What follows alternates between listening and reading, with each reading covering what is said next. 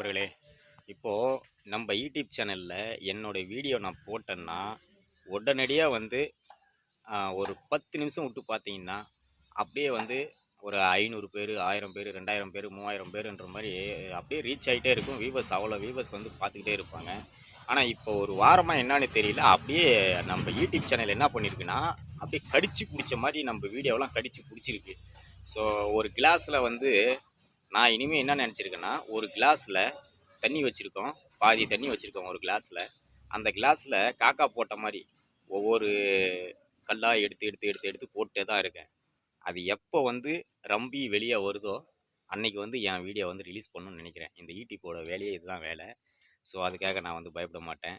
எனக்குன்னு இருக்கிற நண்பர்கள், எனக்குன்னு இருக்கிற சப்ஸ்கிரைப் நண்பர்கள் நம்பிக்கையாக இருக்கிறாங்க. நானும் நம்பிக்கையாக தான் இருக்கிறேன். நான் பணத்துக்காகவோ, நான் பெரிய யூடியூபர் ஆகணுன்றதுக்காகவோ நான் என் சேனல் ஆரம்பிக்கல. என்னுடைய